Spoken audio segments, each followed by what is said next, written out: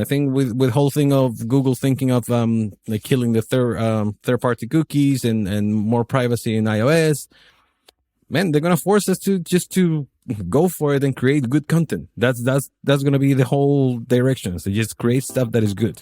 Welcome everyone to a new episode of Behind the Upload. In this episode, we're going to talk to Marcus Bravo. Marcus is the head storyteller at LiveChat. In this episode, we're going to talk about Marcus's journey in creating a separate new channel for LiveChat called SUCCESS by LiveChat. We're also going to talk about some strategies for promoting videos on LinkedIn, and we're also going to talk about how to get started, especially if you just have an iPhone, and how he got started making YouTube videos with just an iPhone. As always, you can get show notes and resources at behindtheupload.com. And without further ado, enjoy the show.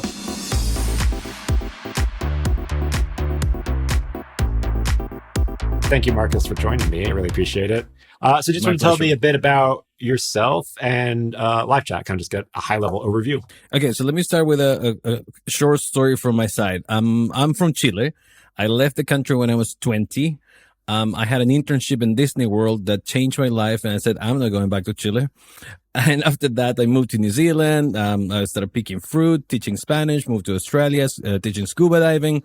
Then I got a job in Miami, traveled the world a bit. I met my wife in Miami. She happened to be Polish. We traveled a little bit around, and we said, let's give Poland a chance. And here we are, 6 years already living in Poland.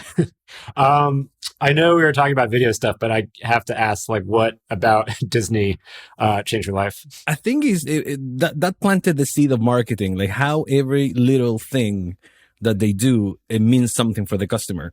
Everything that they do is part of a plan. So nothing happened by accident.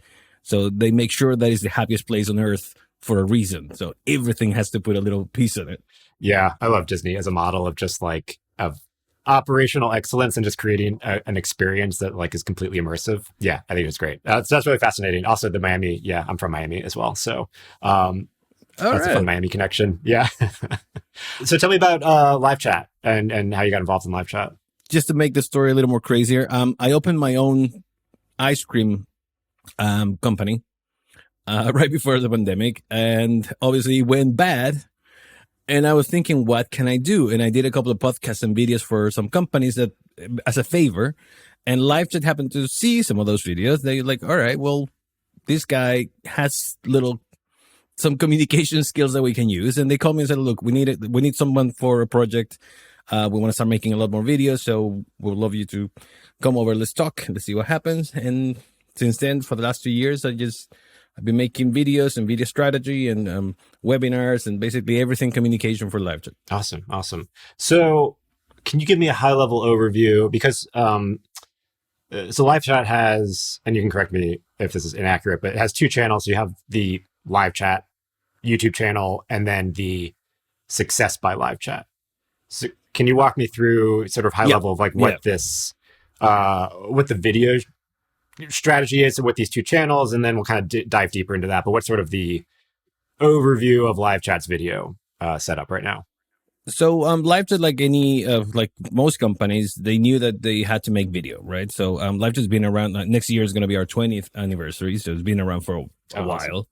Yeah. And they started a YouTube channel. They needed to share some stuff. They get an animator and a designer, and they started putting video out. They started trying to make some things as LiveChat. But then we started growing with products. We have ChatBot, HelpDesk, KnowledgeBase, partner programs. We have a bunch of different things inside LiveChat, and we wanted to hit a different side of the funnel too. So we said, well, let's go top funnel. Let's just put stuff out that doesn't sell anything.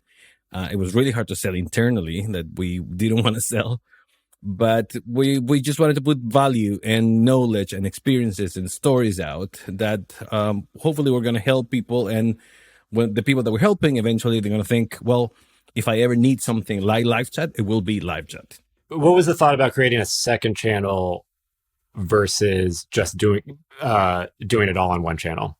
It had a lot of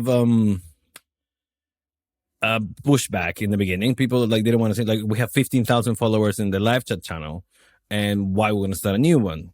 But because we didn't know so many things, we said, look, we need to test it. Let's try it. In the worst case, we move all the content to the LiveChat channel. So it was sort of my my personal challenge to get 1,000 subscribers as fast as I could, thinking that was going to be easy. But it wasn't. It was not easy or fast to get, and you know it probably. And it takes a lot of work. So I started working, well, let's get the channel going. And I started inviting people personally in LinkedIn, like, hey, look, I started a channel with some cool videos that hopefully they're going to help you in some stuff. Just check it out.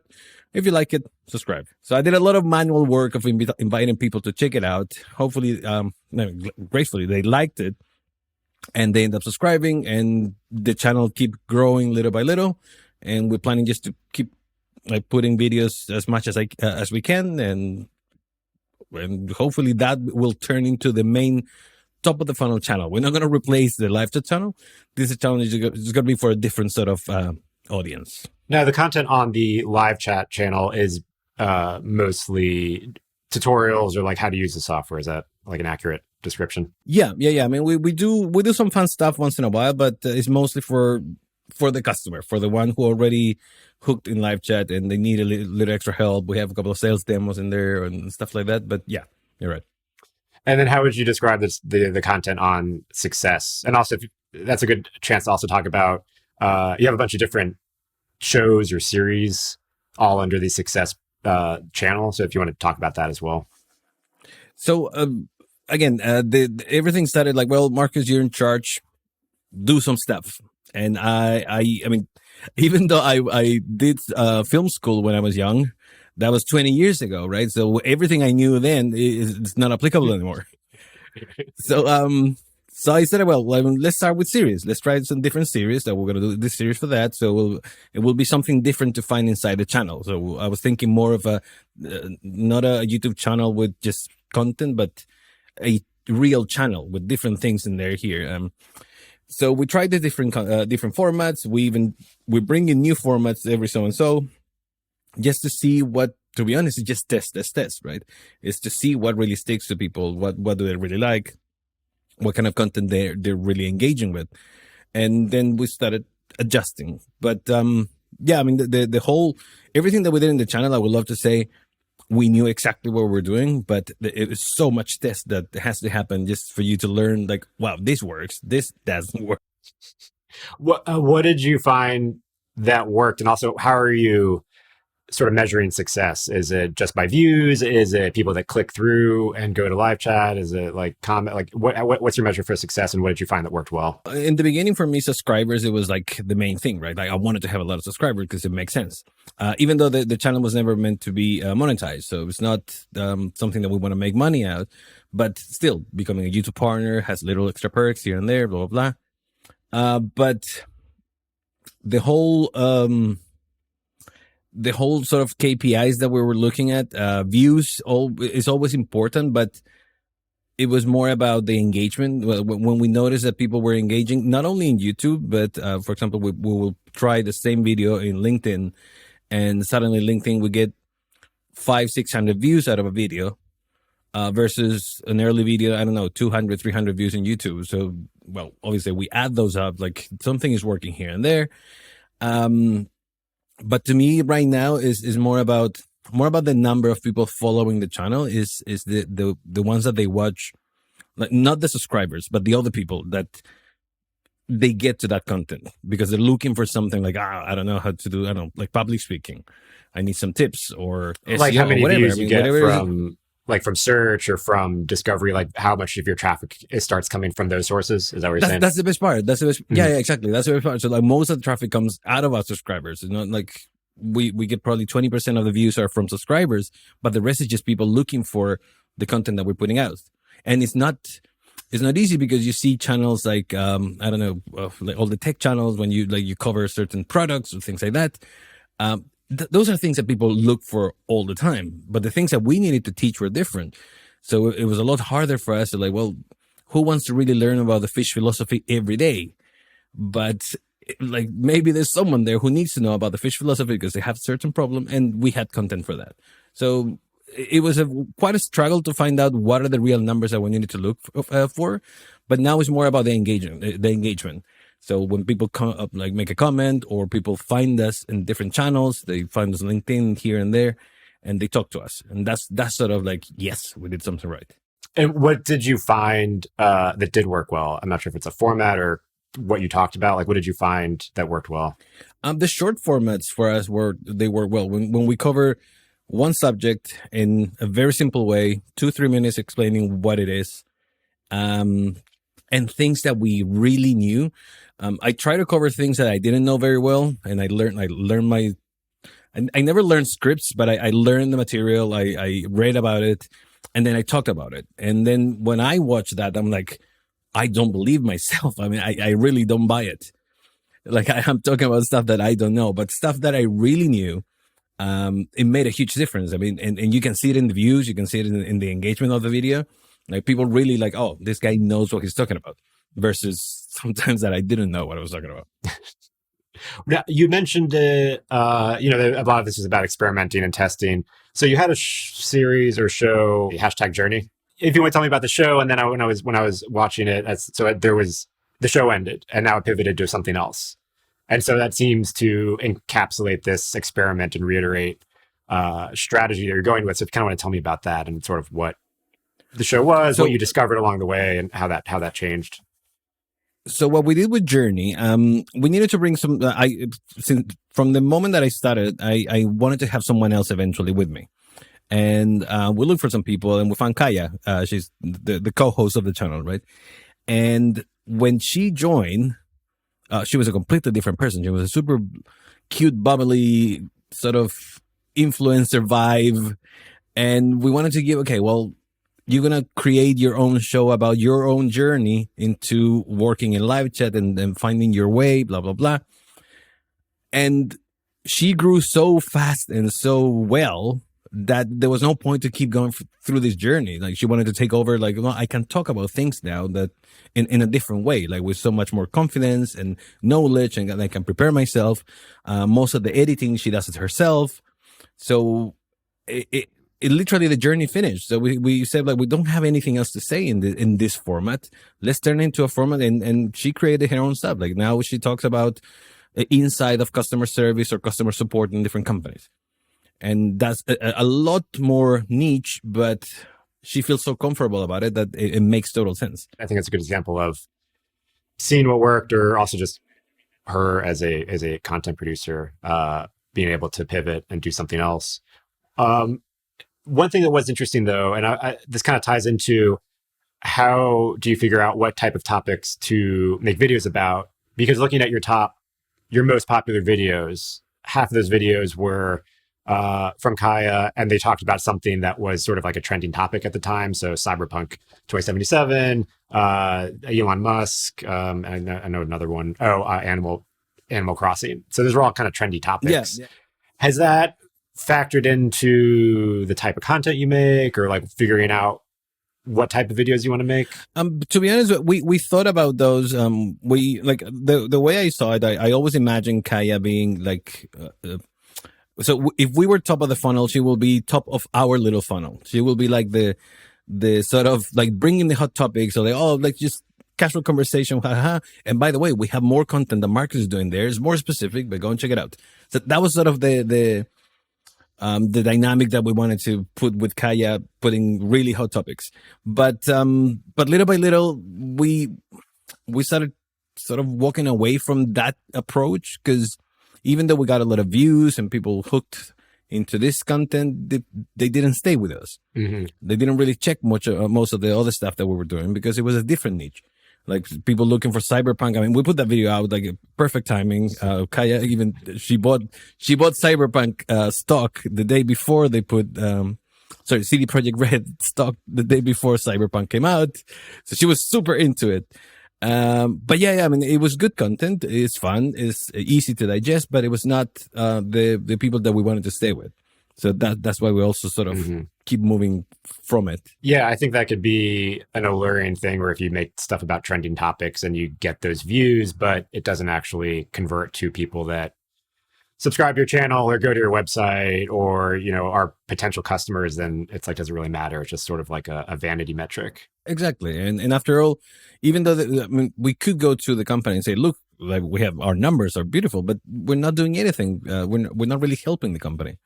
So we really wanted to make a difference. And look, even if Also, we had to explain them like if we wanted to stay with the people that we want, is going to be a very or a much smaller number than like channels with million views, right? But that's not our business, and we're not selling to everyone. We have a niche, so let's focus on that people. Do you want to tell me about your podcast as well? Yeah, well, I mean, we started Incoming Chat when everybody was making podcasts. I mean, everybody's still making podcasts. I started my own podcast after that too. But it's fun. I mean, I love it. It's like therapy. Like I just talk all about my life and things like that. So we wanted to make a podcast, and I had a lot of friends that they live here in Poland that they're doing very interesting stuff. So I said, look, let me make a list of 10 people. Let's make 10 episodes. We didn't even have the right equipment at that time. We were just improvising with whatever we had, and start picking up. It's not that we get tons of hundreds of views, but we get so much content out of that. I mean, we can slice each podcast in hundreds of little pieces and put them all around the internet, and they all make sense because they were very, very well thought interviews. I mean, we brought people like, all right, you're a social media manager for a video game company. We have a lot to talk about. You're a VC fund, investor relations, whatever. So we had really cool things to talk about, and then the best part is just that you end up with so much content. You end up with growing your network. I mean, I keep learning so much from people that I interview all the time. So it's a great experience, and little by little you also you create a brand too, because not too many podcasts survive for that long. So I mean, we are in almost episode 30. That's a lot. That's a very old podcast.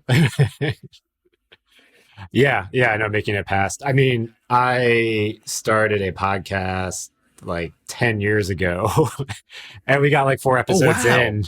Yeah, I kind of kicked myself down. I'm like, if we kept it with it over 10 years, we were way ahead of the curve. Like, we would have been huge by now. But yeah, it's a lot of work. And yeah, it didn't. We didn't stick with it. But yeah. 30 episodes is great. When did you decide also to include video in the podcast? Because you also have this as YouTube videos, and you have a very nice video setup. So when did you realize, we should also turn this into a video component? If I remember well, I think it was the other way around. I was like, well, let's have I didn't want to have a video by myself, so let's invite someone and talk about it. Cool. And then like, wait, what if we do it podcast style? So we have like the headphones and the microphones, like really podcasty looking. And then when we were done with that, we're like, well, we actually have a podcast right here. So why don't we just start putting it as a podcast too? So it was sort of the other way around. The podcast was born out of the style that we wanted to bring into the video. So it was like an interview show, and then you're like, well, let's turn it into a podcast. Yeah, exactly. I mean, we have the material. Why not?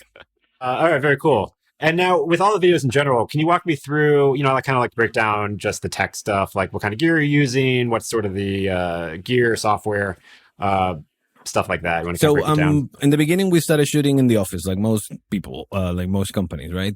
But eventually the company decided to invest a little bit in an office and turn it into a studio. So we have a very specific place that our video producer turned into better acoustics and stuff like that.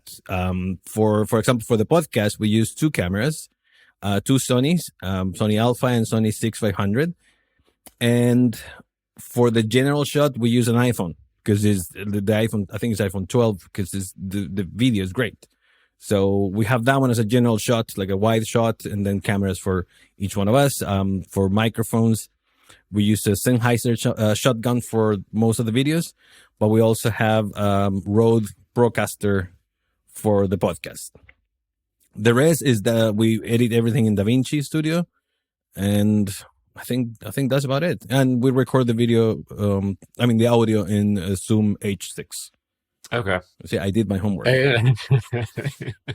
I'm curious about using DaVinci, because I've been hearing more and more of more people shifting to using that. What were the thoughts about using that for editing? The thing is, our video producer, he was very into color correction. That was his favorite thing of post-producing, right? So he started practicing with DaVinci, and then we was like, all right, well, we're going to need Final Cut or something. Like, he said, well, DaVinci has everything that the others won't have, and I already know how to use it. And I started using it right after too. So like he showed me the basics, and now if I do my stuff, I do it with DaVinci because It's free. Yeah, they have a very good marketing program. Use our software for free, and if you want to use it professionally, then you just pay the upgrade fee. But yeah, Then you pay, yeah. it's a great, yeah. They've got Blackmagic has a great model. Now, how? Oh yeah, and Yeah. and we use a couple of Blackmagic stuff for if you do live sessions. I think we have a Blackmagic switch. The ATEM is also very cool. I think I saw it in one of your videos. The little, yeah, I have one somewhere around here. Yeah, those things are great. Would you use that just if you're doing live streams? Yeah, we only use it for that because all the rest, our video producer rather to shoot everything and then just edit piece by piece video, like grab all the different feeds and do it in DaVinci afterwards. So how many people are on the behind the scenes on the team? You mentioned a video editor. You have very kind of dynamic animations like for your intros, for your videos. So who else is there another graphic designer doing that? Is it same editor? We get to borrow the people from LiveChat. So LiveChat has a whole design stuff just for everything that they do, right? Websites and everything. So one of the guys is also an animator, actually mainly an animator. So in the beginning or anytime we do something new, we just go to our designer, like, look, we need a logo or some elements that were like popping up, like, cool. He designed a couple of things, give it to the animator, make a cool intro.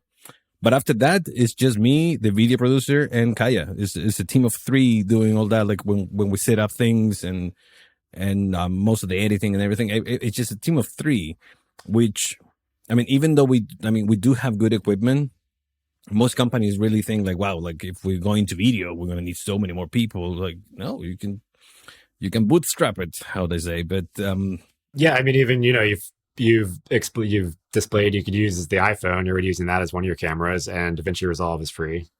So like half of your setup, you already have everything right there with stuff that people probably already have. Maybe buy a nice microphone, and add on to it, or in a Zoom or something. That's something. Like even the one I'm using now, the thing I think I paid less than $100 for it. It's a Behringer. Those things are good. And I'm using it with is it an XLR that's going into your computer, like through one of these? Yep. No, actually, it's full on with the interface. Oh, no, is that a USB? But I also paid less than $100 for this. Oh, that's good. All right, we'll put that link too. No, it's not USB. It's a full XLR into a USB interface. It's pretty cool.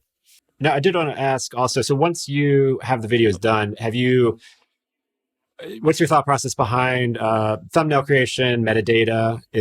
Are you using any tools as far as like keyword research or optimizing the metadata around it? Have you discovered anything with like what type of thumbnail styles work better?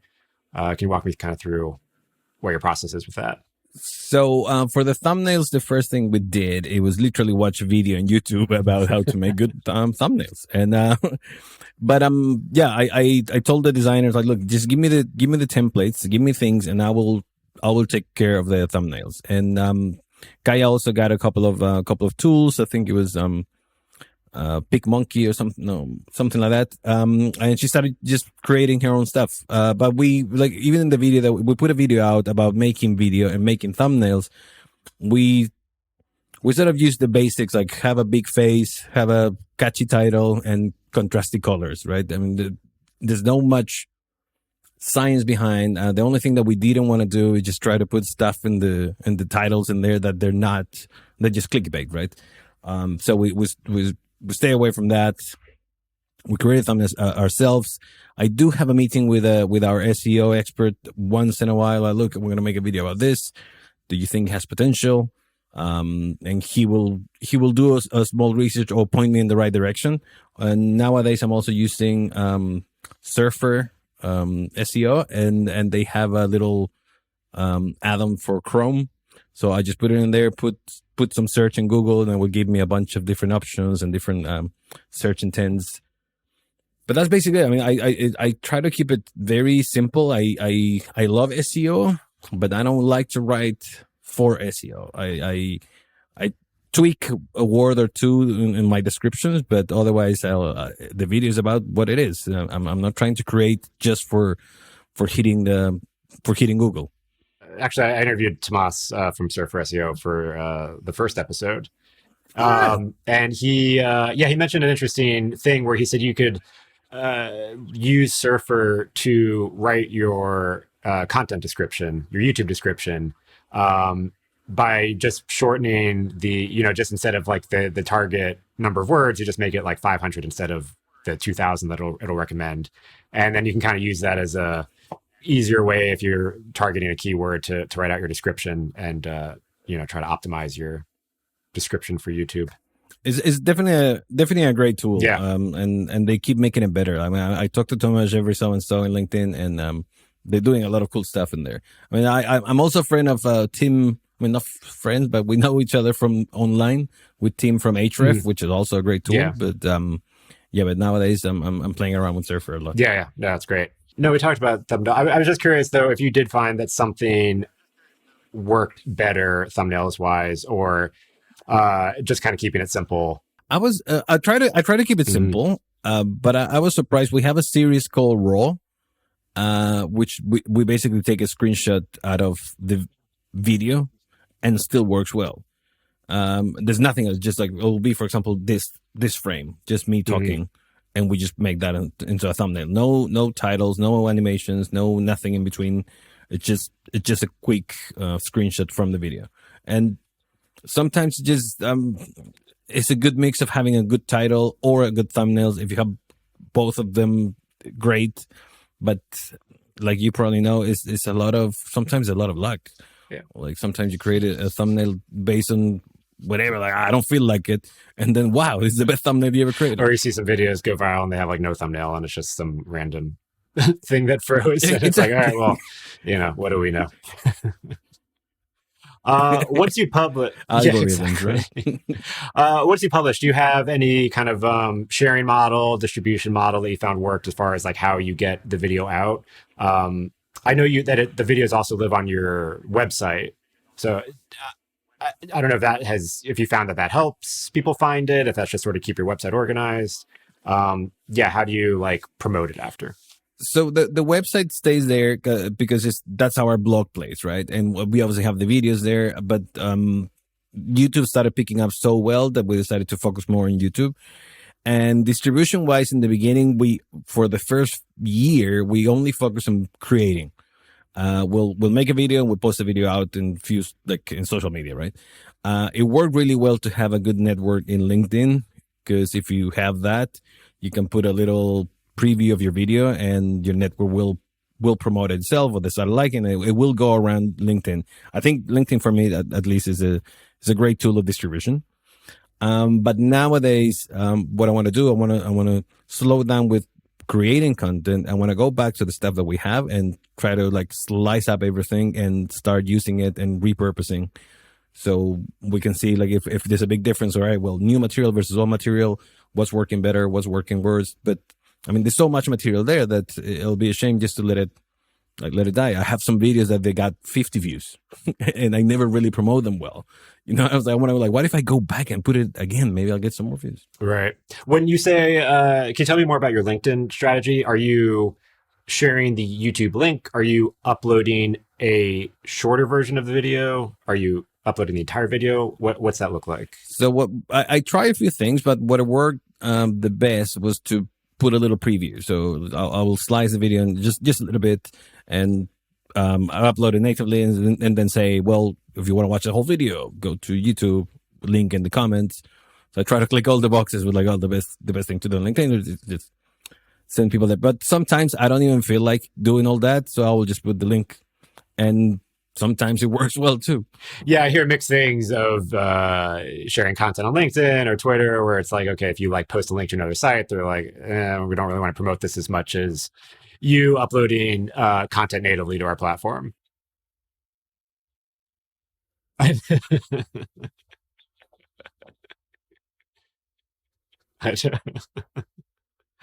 No, just kind of overall, do you have any, I know you have a video on kind of starting a video marketing strategy, and it's kind of a very thorough step-by-step guide. Do you have any kind of just general tips or things to share here that you think is useful, like useful takeaways? I think the best, it's going to sound super cliche, but the best thing is just to start. Grab your phone, start recording yourself, because then you're going to lose the fear and you're going to find your own style. and it's gonna help you also to be more authentic in camera, because a lot of times you see people in YouTube that you're like, oh my god, you're literally a different person. You're not being yourself. And you can tell when people do that, but when you're authentic and you find your own style, you feel comfortable in your own skin, you just grab the camera and start talking, because eventually, little by little, don't worry about the results yet. I mean, just do stuff, and then you learn so much in that little process that when you have to do stuff that is maybe higher level or more important, it'll be a lot easier. I think that goes back to what you said earlier, also of talking about stuff that you are knowledgeable or passionate about, versus talking about stuff that you think people want to hear about, but maybe you're not an expert in it, so it doesn't come off as authentic because you're trying to be something that you're not. Exactly. I still there's one video that I have in my channel that is about SEO. Oh my god! Like every time I watch it, it's cringy, and I don't want to delete it because I know I want to watch it just to remind me. Don't ever talk about things that you don't know. just please. We won't link to that one in the show, so we won't have that link. No. Please don't. I'm sure people will find it anyways. And now, what are just kind of some closing thoughts? What are your general thoughts of just direction things are going with brands and having like a media arm or just a media presence? Like this separate channel, it is Success by LiveChat. So it seems like a kind of like a separate media entity with its own shows. What are your general thoughts of like where things are going in general? I love the way media is taking over, right? Media is video especially is becoming so important for companies to talk like face to face with the customer. But what I think is really, really making a big difference is not pushing, but encouraging your people to talk about your own brand, like personal branding. Let them create the personal branding. Help them out to put content out themselves, or even create content that they're willing to share. Because if you see people just retweeting something that the company said, that that my social media asked me to do that. But when they're passionate about things that you do, like I don't know, you did a trip or you did a huge feature for the product, and they're very proud of it because you're pointing out like, look, we're doing this as a team, and you're encouraging them just to create their own personal brand because it's going to be good for them for the future too. But people wants to see that. They want to see people sharing their company. They want to see people behind the company, people behind the product, and see if the values of the people behind the products also matches their values. But I think it's going in the right direction. I think with whole thing of Google thinking of like killing the third party cookies and more privacy in iOS, man, they're gonna force us to go for it and create good content. That's going to be the whole direction. So just create stuff that is good. Yeah, I think that's always the best lesson. I mean, you create good content, you build your audience, and now your audience follows you because you're putting out good content. Well, thank you so much, Marcus. I really appreciate your time. And where can people find out more about you, find out more about the channel? Definitely about me. I spend most of my time in LinkedIn. So Marcos Bravo, there are not that many Marcos Bravo in there. So just go and find me there. Happy to connect with everyone. Go to Success by LiveChat. Check it out. We have tons of videos in there. We have our podcast Incoming Chat that you can find in most everywhere, basically. And yeah, and check what we're doing in LiveChat. I mean, we're doing a lot of things, and there are a lot crazy things coming very soon that they're gonna turn the company in a different animal, which we're very proud of it. So yeah, just keep an eye. Find me on LinkedIn, YouTube, and happy to connect. That's great. That's very exciting. Well, thank you so much. I really appreciate it. I hope you enjoyed this episode. Thank you so much for watching and listening. Be sure to subscribe wherever you get your podcasts, whether that's YouTube, Apple Podcasts, Spotify, or wherever. If you enjoyed this episode, a big thing you can do is leave a 5-star review on Apple Podcasts. That will help get the show higher ranked and get more people discovering the show, and that will let us make better content for you in the future. Thank you so much for watching. I'll see you in the next episode.